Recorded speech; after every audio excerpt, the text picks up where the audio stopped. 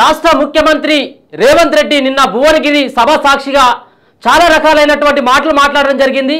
ఒక పక్కన భువనగిరిలో గెలవాలన్నటువంటి ఆకాంక్ష తపన చూస్తూ ఉంటే ఎట్టి పరిస్థితుల్లో అక్కడ కాంగ్రెస్ పార్టీకి కొంత ఇబ్బందికరమైనటువంటి పరిస్థితి ఉందని తప్పకుండా మనకు తెలుస్తూ ఉంది. ఎందుకంటే ఒక పక్కన అంటే నల్లగొండ జిల్లాలో పేరుగాంచినటువంటి నేతలు కాంగ్రెస్ పార్టీలో ఎవరైనా ఉన్నారంటే ముఖ్యంగా కోమటిరెడ్డి బ్రదర్స్, కోమటిరెడ్డి రాజగోపాల్ రెడ్డి, కోమటిరెడ్డి వెంకటరెడ్డి అని చెప్పుకోవచ్చు.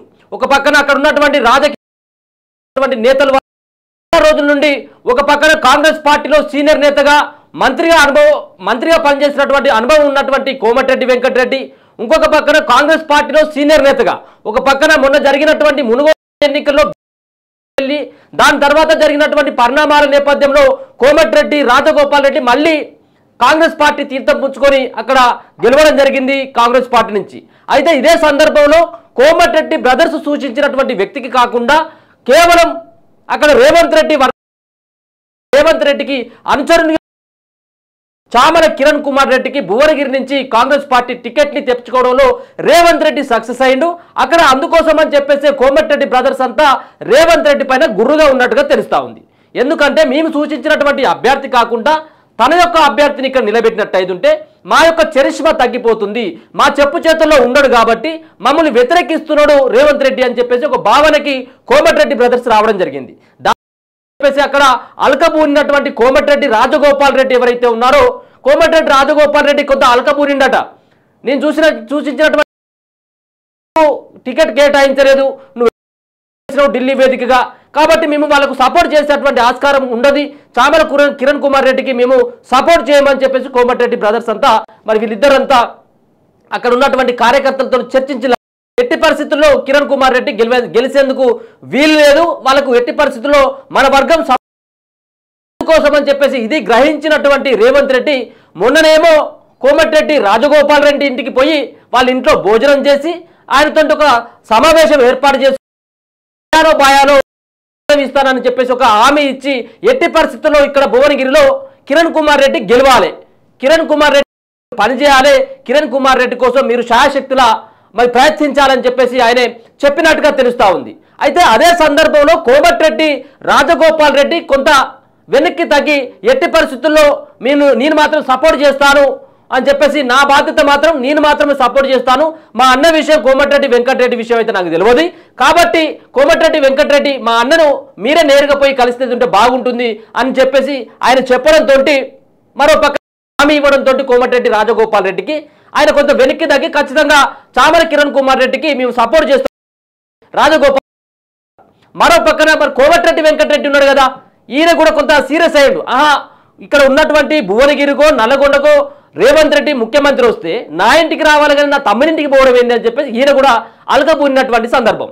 కాబట్టి మళ్ళీ ఆయన అలక నుంచి మళ్ళీ తీసుకురావాలి కదా, ఆయనను కూడా బుజ్జగించాలి కదా, ఆయనను కూడా బుద్ధగరియాలి కదా, కాబట్టి ఆయనను కూడా బుద్ధగరించేటువంటి ప్రయత్నం భువనగిరి సభా వేదికగా ముఖ్యమంత్రి రేవంత్ రెడ్డి చేయడం జరిగింది. అక్కడ ఉన్నటువంటి వ్యాఖ్యలు మామూలు వ్యాఖ్యల, ఏదైతే కోమటిరెడ్డి బ్రదర్స్ ని రేవంత్ రెడ్డి గతంలో ఓ సన్యాసితో మనం చూసుకోవచ్చు. ఆ వ్యాఖ్యలు నేపథ్యంలో కోమటిరెడ్డి బ్రదర్స్ సైతం రేవంత్ రెడ్డి పైన తీవ్రమైనటువంటి పదజాలంతో అసలు చెప్పలేనటువంటి పదజాలంతో దూషించినటువంటి పరిస్థితి. కోమటిరెడ్డి బ్రదర్స్ ని రేవంత్ రెడ్డి తిట్టినంత తిట్లు ఎవరు తిట్టలేదు అనుకో, ఎవరు కూడా తిట్టలేదు. కోమటిరెడ్డి బ్రదర్స్ రేవంత్ రెడ్డిని ఏ విధంగానైతే తిట్టిండో వాళ్ళు కూడా తిట్టినటువంటి తిట్లు ఎవరు కూడా తిట్టలేదు. అంటే ఒకరిపైన ఒకరు తిట్ల దండకం పూనుకున్నటువంటి పరిస్థితి. అయితే నిన్న రేవంత్ రెడ్డి చేసినటువంటి భువనగిరి సభలో కుమార్ రెడ్డికి మద్దతుగా ఆయన నిర్వహించినటువంటి ఒక సభలో ఆయన చేసినటువంటి ఉన్నాయి. కాంగ్రెస్ పార్టీలో స్టార్ట్ అయినట్టుగా తెలుస్తా ఉంది.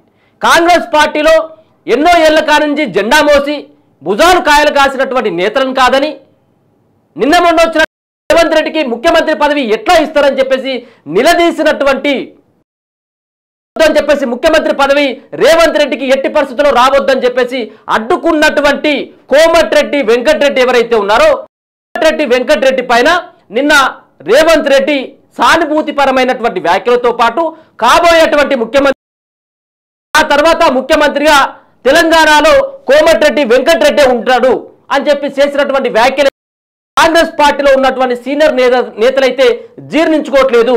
కాంగ్రెస్ పార్టీ కోసం మేము ఇన్ని రోజుల బట్టి పనిచేస్తూ ఉంటే చాలా రోజుల కానుంచి కాంగ్రెస్ పార్టీని చతికిల పడ్డటువంటి దశలో దాన్ని జాకిపెట్టే లేపేటువంటి ప్రయత్నం చేసినటువంటి మమ్మల్ని కాదని అన్నిటికీ కష్ట నష్టాలు కోర్చుకొని కాంగ్రెస్ పార్టీని తెలంగాణ రాష్ట్రంలో అధికారంలోకి తీసుకొస్తే చీమలు పెట్టినటువంటి పుట్టలో పాములు దూరినట్టుగా ఇవాళ తెలంగాణలో రేవంత్ రెడ్డి ముఖ్యమంత్రి కావడం ఏంది, రేవంత్ ముఖ్యమంత్రి అయినట్టుంటే కోమటిరెడ్డి వెంకటరెడ్డి అవడం ఏంది అని చెప్పేసి దళిత సామాజిక వర్గానికి చెందినటువంటి నేతలు గుర్రుగా ఉన్నట్టుగా తెలుస్తా ఉంది.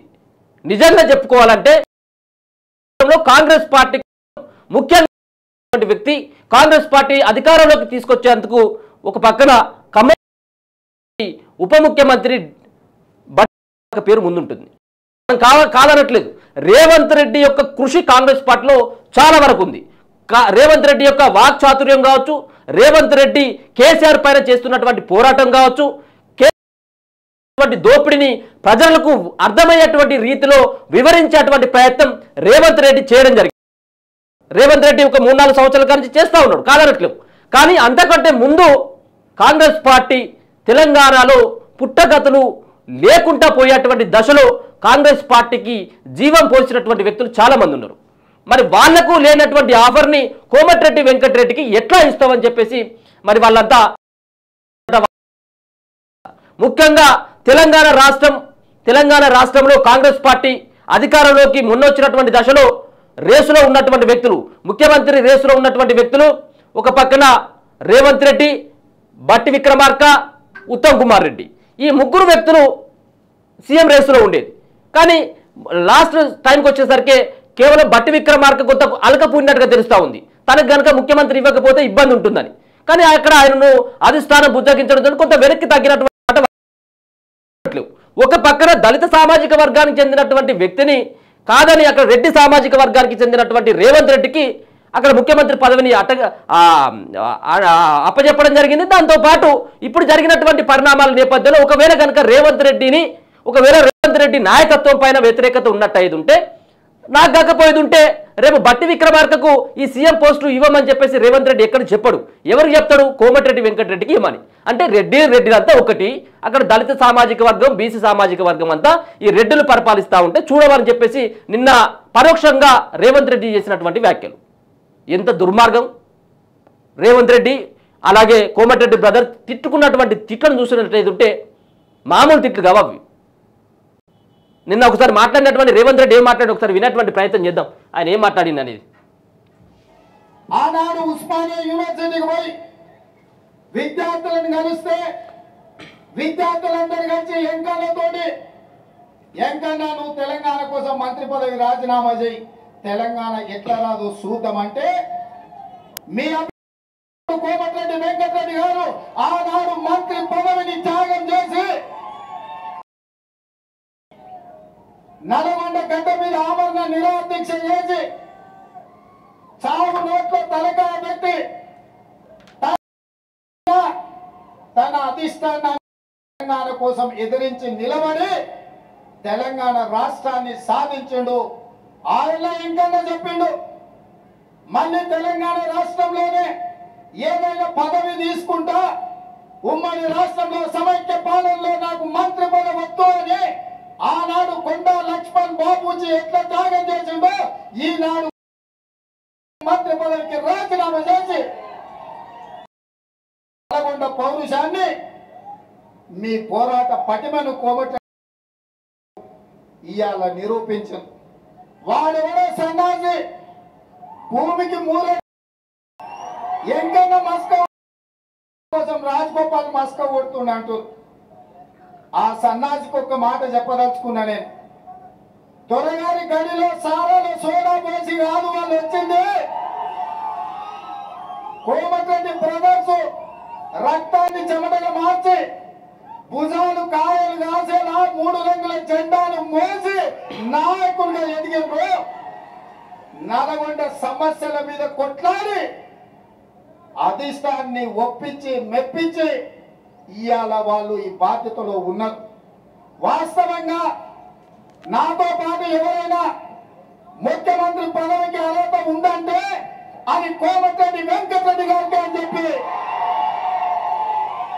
నేను మనస్ఫూర్తిగా చెప్తున్నా. మళ్ళొకసారి వినండి, మళ్ళొకసారి.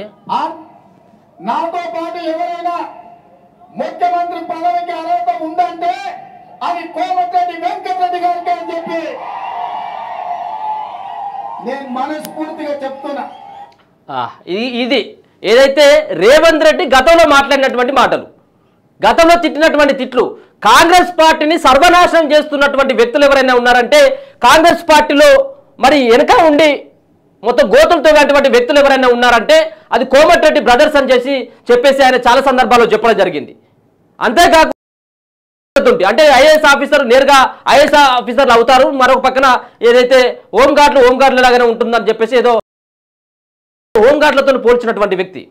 అయితే ఇప్పుడున్నటువంటి సందర్భంలో ఒక పక్కన ఆయనను బుద్ధగించాడు కదా, ఆయనను బుజ్జగించాడు కదా వీళ్ళ తమ్ముడిని రాజగోపాల్ రెడ్డిని, ఇప్పుడు ఈయనను బుజ్జగించాలి, ఈయనను గాల్లో లేపాలి, ఈయనను జాకిలు పెట్టి లేపాలి, ఏదో ఈయనకు ఏదో అభూత కల్పనను చూపెట్టాలి, ఒక భూతార్థంలో చూపెట్టాలి అన్నటువంటి ఉద్దేశంతో నిన్న రేవంత్ చేసినటువంటి వ్యాఖ్యలు. సరే, అవి ఒక పక్కన తన మిత్రుడైనటువంటి చామల కిరణ్ కుమార్ రెడ్డి గెలుపు కోసం చేసినప్పటికీ ఆయన ఎందుకంటే వాళ్ళిద్దరు కూడా కోమటిరెడ్డి బ్రదర్స్, వాళ్ళు సపోర్ట్ చేస్తేనే కిరణ్ కుమార్ రెడ్డికి ఎన్నో ఓట్లు పడేటువంటి అవకాశం ఉంటుంది భువనగిరిలో కానీ అక్కడ నల్గొండలో కానీ.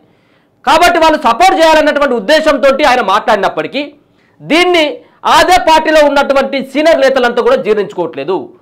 కుమార్ రెడ్డి జీర్ణించుకోవట్లేదు, మరో పక్కన బట్టి విక్రమ కాంగ్రెస్ పార్టీ కోసం పనిచేసినటువంటి, కాంగ్రెస్ పార్టీ కోసం అహర్నిశలు కృషి చేసినటువంటి వ్యక్తుల పేర్లు కాదని ఇలా కోమటిరెడ్డి వెంకటరెడ్డి పేరును ఎందుకు చెప్పడం జరిగింది అన్నటువంటి కొంత అయితే ఆందోళన కలిగిస్తా ఉంది. ఎన్నికల సందర్భంలో ఏ విధమైనటువంటి పరిణామాలకు దారితీస్తుంది అనేది కూడా చూడాల్సి చేసినటువంటి వ్యాఖ్యలు, రేవంత్ రెడ్డి చేసినటువంటి వ్యాఖ్యలు మరి కొంత మరి ఆయన ఆవేశంగా చేసిండా, ఆలోచింపజేసే విధంగా చేసిండా, అసలు ఏం జరుగుతూ ఉంది, అసలు రెండో ముఖ్యమంత్రి ఇప్పుడే ఎందుకు ఆ టాపిక్ వచ్చింది అన్నటువంటి దానిపైన రకరకాలైనటువంటి డిస్కషన్ అయితే ఉన్నాయి.